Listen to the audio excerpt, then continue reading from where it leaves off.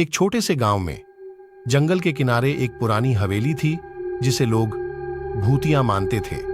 गांव वाले अक्सर वहां से आने वाली अजीब आवाजों और भूतों की कहानियां सुनाते थे, लेकिन अंधेरा होने के बाद कोई भी वहां जाने की हिम्मत नहीं करता था।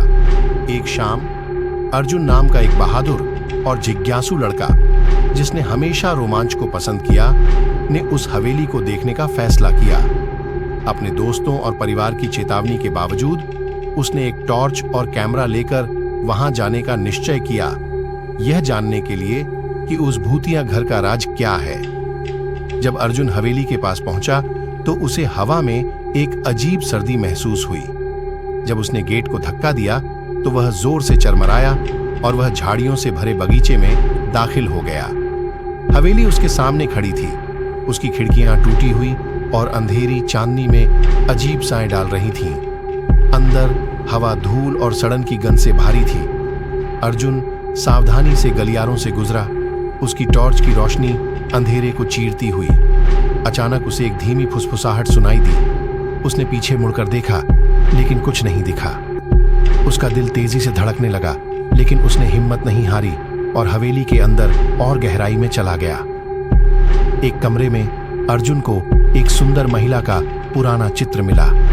जब वह उसे देख रहा था तो कमरे का तापमान अचानक गिर गया और उसे चित्र के प्रतिबिंब में एक धुंधली आकृति दिखाई दी। वह आकृति चित्र वाली महिला की तरह लग रही थी। उसका चेहरा दुख में विकृत था। उसने अर्जुन की ओर अपना हाथ बढ़ाया। उसका भूतिया हाथ फ्रेम के आर पार हो गया। अर्जुन पीछे हट गया। उसकी टॉर्च की रोशनी टिमटिमा रही थी। फुसफुसाहटें तेज हो गईं, गलियारों में गूंजने लगीं।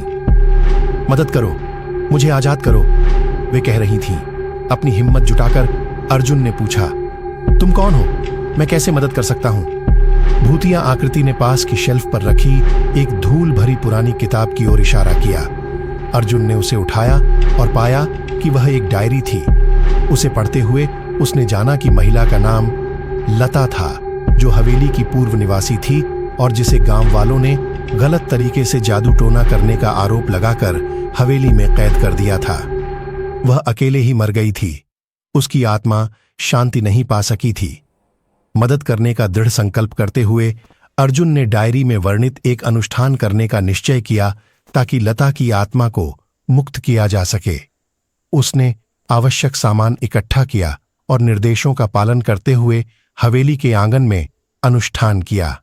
जैसे ही उसने इसे पूरा किया, एक गर्म रोशनी ने क्षेत्र को घेर लिया और लता की आत्मा उसके सामने प्रकट हुई। अब मुस्कुरा रही थी।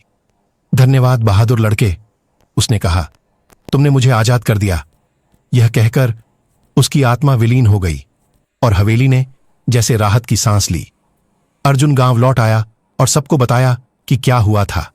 उस दिन के बाद से भूतिया हवेली अब डरावनी जगह नहीं रही और अजीब आवाजें आना बंद हो गईं।